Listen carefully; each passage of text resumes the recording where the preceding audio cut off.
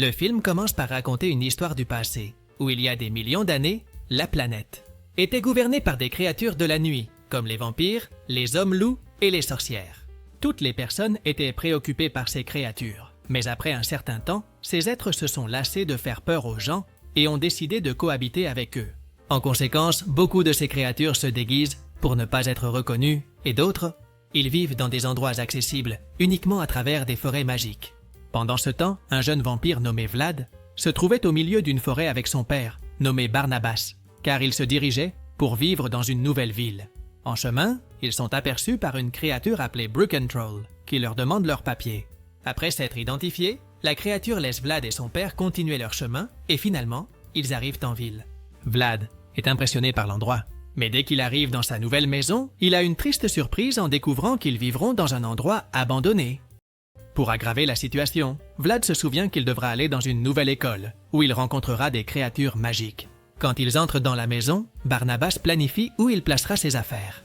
Mais soudain, il se rend compte que son fils est préoccupé et lui demande ce qui se passe. Vlad lui dit qu'il est nerveux à l'idée d'aller dans la nouvelle école. Mais Barnabas le motive en disant que, puisqu'il a été invité par le maire de la ville, c'est le signe qu'il a quelque chose de spécial que les autres étudiants n'ont pas. De plus, Barnabas dit à Vlad qu'il trouvera de nombreux camarades et se fera beaucoup d'amis. Plus tard, dans la nuit, tandis que Vlad dort, Barnabas se promène dans la maison. Et à cet instant, il aperçoit un messager qui l'alerte sur les taxes qu'il doit payer pour pouvoir continuer à vivre dans la ville.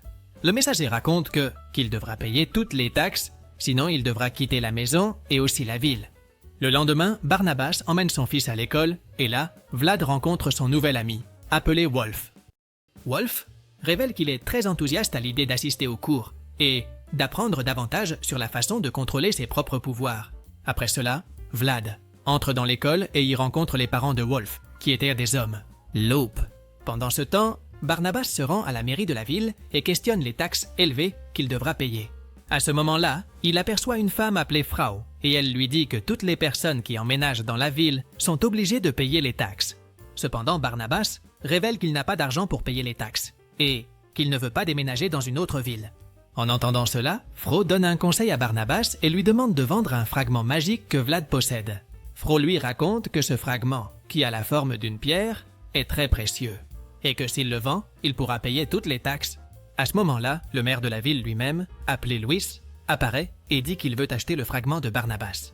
Cependant, Barnabas refuse, disant que son épouse, qui a déjà quitté ce monde, a donné le fragment à Vlad et que le jeune homme ne le vendra pas. En entendant cela, le maire dit à Barnabas qu'il l'aidera à trouver une autre façon de payer les taxes. Mais avant de partir, Louis lui remet des lunettes, lui disant que le lendemain, il y aura une éclipse solaire et l'invite à assister au spectacle. Revenant à Vlad, il participe à une cérémonie de bienvenue, mais il est inquiet car son père lui avait promis qu'il arriverait à temps.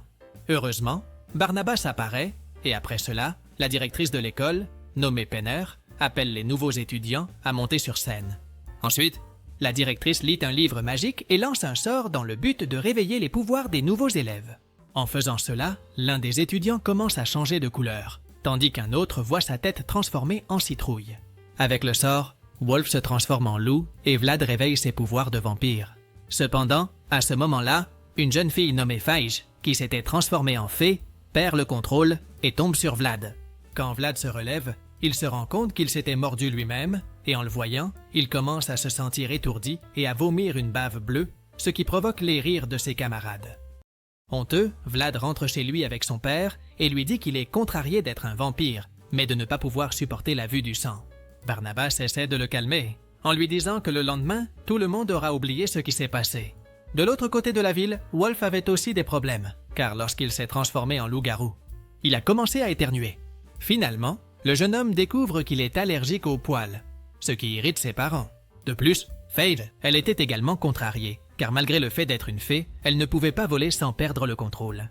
Plus tard, dans la nuit, alors que Barnabas était en train de réparer quelques affaires à la maison, il entend un bruit étrange et pense qu'il est arrivé quelque chose à Vlad. Quand il va dans la chambre du jeune homme, Barnabas se rend compte que son fils va bien et s'en va ensuite. Ce que Barnabas ne savait pas, c'est que le bruit provenait de l'extérieur de la maison, car la sorcière Frau avait un plan pour prendre le fragment de Vlad. À ce moment-là, Frau utilise ses pouvoirs pour étendre son bras jusqu'à la chambre de Vlad. Et après avoir pris le fragment magique, Elle s'en va. En retournant à son château, Fro remet le fragment à Louis, mais soudain, l'objet disparaît et retourne à Vlad. Avec cela, Louis se rend compte que le fragment était enchanté, car il était programmé pour revenir au jeune homme chaque fois qu'il s'éloignait de lui. C'est pourquoi Louis a l'idée de faire en sorte que Vlad remette le fragment de son propre gré, car c'est seulement ainsi qu'il pourra prendre l'objet et mettre en œuvre son plan.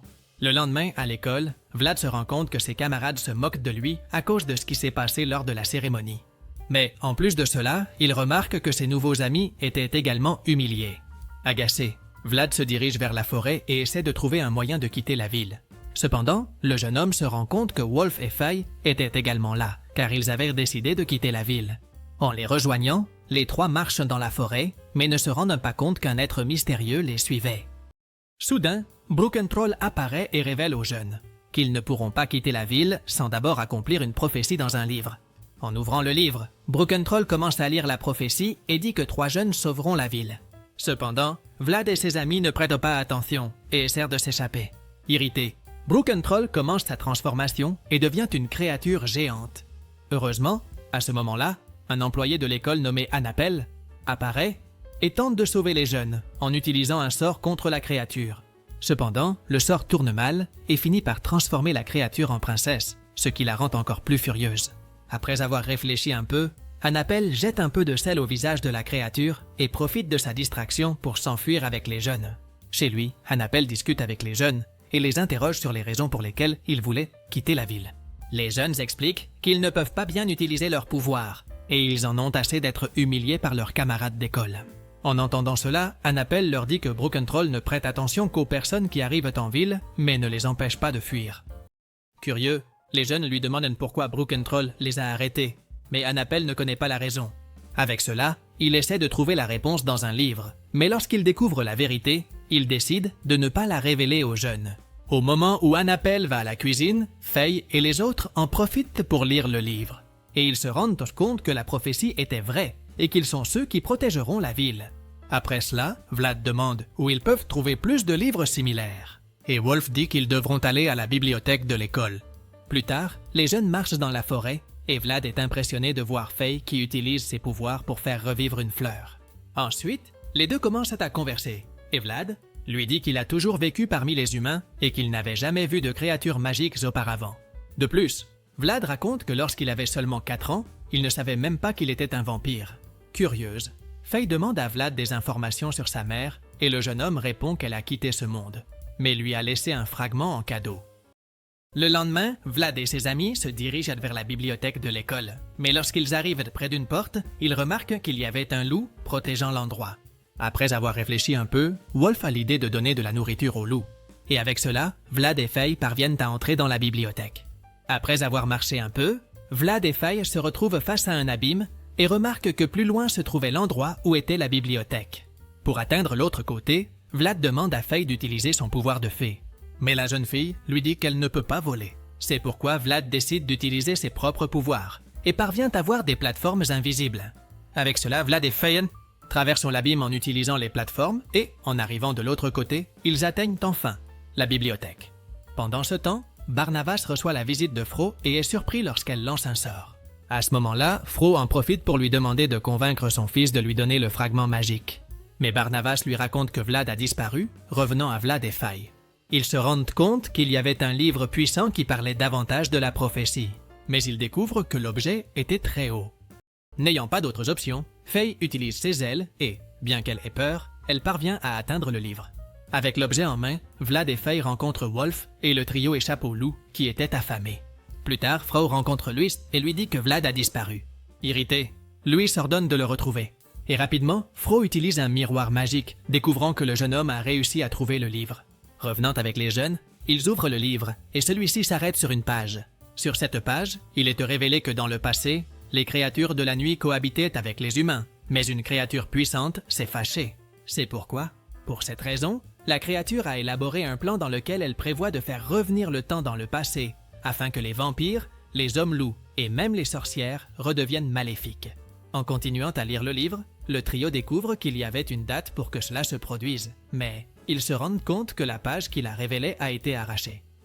Pendant ce temps, Louis dit à Fro qu'ils doivent récupérer le livre, car sinon, il ne pourra pas réaliser son plan. Pour l'aider, Fro lance un sort sur Vlad et ses amis pour les empêcher de raconter à leurs parents ce qu'ils ont découvert dans le livre. En tombant sous le sort, Vlad essaie de parler à Barnabas du livre. Mais tout ce qu'il dit est le contraire de ce qu'il veut vraiment dire. Pour aggraver les choses, Barnabas était également ensorcelé et essaie de convaincre Vlad de remettre son fragment à la sorcière. En voyant cela, Vlad s'échappe dans sa chambre et lorsqu'il appelle ses amis, il découvre qu'eux non plus n'ont pas pu parler du livre à leurs parents. C'est pourquoi Vlad leur demande de se réunir le lendemain pour enquêter davantage sur les plans de la créature. Le lendemain, avant de retrouver ses amis, Vlad commence à se souvenir de tout ce qui s'est passé lorsqu'il est arrivé en ville, et il se rend compte que la créature mentionnée dans le livre était en réalité le maire. Dès qu'il rencontre Wolf et Faye, Vlad révèle que le maire veut son fragment pour faire reculer le temps et rendre les créatures maléfiques. Cependant, Faye est curieuse, disant que le maire devra utiliser quelque chose pour augmenter les pouvoirs du fragment. C'est pourquoi les jeunes se rendent à la mairie, et tandis que Faye et Wolf distraient le garde, Vlad remarque que son fragment se déplaçait tout seul. En se rendant compte que le fragment indiquait un endroit, Vlad monte au sommet du bâtiment et voit un énorme cristal. En le voyant, Vlad se rend compte que son fragment n'était qu'une petite partie, et l'objet commence à être attiré par le cristal. Inquiet, Vlad court, et lorsqu'il retrouve ses amis, le trio s'enfuit. Pendant ce temps, Fro utilisait un ordinateur, et soudain, l'objet se transforme en machine à écrire. En remarquant que le fragment était proche, Fro appelle le maire, mais lorsqu'ils arrivent au cristal, ils se rendent compte que Vlad s'est enfui. Revenant à Vlad et ses amis, le jeune homme dit que son fragment n'est qu'une partie du cristal, et c'est pourquoi le maire le veut, pour pouvoir remonter le temps. Soudainement, les amis de Vlad se rendent compte que le livre est également revenu dans le temps à cause du sortilège du cristal, et en l'ouvrant, ils découvrent que la page qui avait disparu est de nouveau là. En lisant la page, Vlad et ses amis sont surpris et découvrent que lorsque l'éclipse se produira, tous les habitants de la ville seront réunis, et le maire profitera de cette occasion pour transformer tout le monde en créatures maléfiques. En se rendant compte de cela, Vlad a l'idée de quitter la ville, car de cette façon, tout le monde sera en sécurité et le maire ne pourra pas utiliser son fragment. Plus tard, Vlad entre dans la forêt pour quitter la ville, mais ses amis veulent l'accompagner. Cependant, Vlad leur demande de rester en ville et d'aider à protéger les habitants. Quand Vlad était sur le point de traverser le pont pour quitter la ville, Brukentroll apparaît et demande au jeune homme de ne pas partir, l'avertissant que s'il le fait, il ne pourra pas revenir. Soudain, Luis apparaît transformé en créature, et après avoir capturé Faye, il ordonne à Vlad d'apporter le fragment à la mairie. Ensuite, Luis disparaît avec Faye, et pour ne pas la laisser derrière, Vlad se dirige vers la mairie avec Wolf. En arrivant à l'endroit où se trouvait le cristal, Vlad voit Luis avec Faye, et pour la sauver, le jeune homme remet le fragment au méchant. Peu de temps après, l'éclipse était sur le point de commencer, et tous les habitants étaient réunis pour voir l'événement. À ce moment-là, Luis en profite pour mettre son plan en marche et place le fragment dans le cristal. Dès que le fragment s'attache au cristal, l'objet commence à briller et Luis croit que son plan va fonctionner. Cependant, à la surprise de Luis, le fragment disparaît soudainement et réapparaît dans la maison de Janapel. En voyant cela, les amis de Vlad se montrent curieux. Et le jeune homme révèle qu'avant d'aller à la mairie, il a donné le fragment à Anapel, qui est immédiatement devenu le propriétaire de l'objet. Furieux de son échec, Luis utilise ses pouvoirs et, en plus de projeter Faye au loin, il attaque également Vlad. Pour aider ses amis, Wolf se transforme en loup-garou et commence à se battre avec Luis. Pendant la bataille, Wolf lance le bâton de Luis au loin, puis attaque le méchant qui le projette au loin. Inquiet, Luis tente de s'échapper, mais alors que Wolf était sur le point de l'attaquer. À nouveau, le jeune homme commence à éternuer, ce qui provoque la perte de ses pouvoirs d'homme. Loop. Heureusement, Faye apparaît après s'être sauvée de la chute en utilisant ses ailes et, lorsqu'elle arrive près de Vlad, elle utilise sa magie pour le réveiller. Voyant que Luis était sur le point d'attaquer Wolf avec son bâton, Vlad utilise son pouvoir de vitesse et parvient à sauver son ami. Avec le trio réuni à nouveau, Vlad s'approche de Luis, et furieux, le méchant tente de le frapper avec le bâton. Rapidement, Vlad utilise à nouveau sa super vitesse et fait en sorte que Luis frappe le cristal avec le pouvoir de son bâton. En conséquence, le cristal renvoie le pouvoir à Luis et le transforme en un rocher fait de cristaux, explosant peu après. Pendant ce temps, Barnabas reçoit une autre visite de Fro. Mais en découvrant ce qui se passait à la mairie, il se réveille du sort que la sorcière lui avait lancé. Barnabas commence à se battre contre Fro et, après avoir utilisé ses pouvoirs de vampire, la projette au loin. De retour avec Vlad et ses amis, ils célèbrent avoir vaincu Luis Et à ce moment-là, Barnabas apparaît pour vérifier s'ils allaient de bien. Finalement, le groupe rencontre Anapel et celui-ci remet le fragment à Vlad. Après cela, Vlad et ses amis se promènent ensemble dans la ville. Mais ils sont confrontés par les brutes de l'école. Heureusement, maintenant qu'ils ont plus confiance en eux, ils ne sont pas affectés par les brutes et parviennent à les faire partir. Dans la scène finale, Vlad rentre chez lui et entre dans sa chambre. À ce moment-là, le jeune homme est surpris de voir que, grâce à la magie de son fragment, sa mère apparaît. La femme avertit Vlad qu'il n'est pas en sécurité en ville, car les chasseurs nocturnes arrivent et sont à sa poursuite. Et avec cela, le film se termine. Si tu as aimé cette vidéo, n'oublie pas de t'abonner à la chaîne, de mettre un like et de profiter pour regarder d'autres résumés incroyables qui sont disponibles pour toi. Je te dis au revoir pour l'instant et on se voit dans la prochaine vidéo.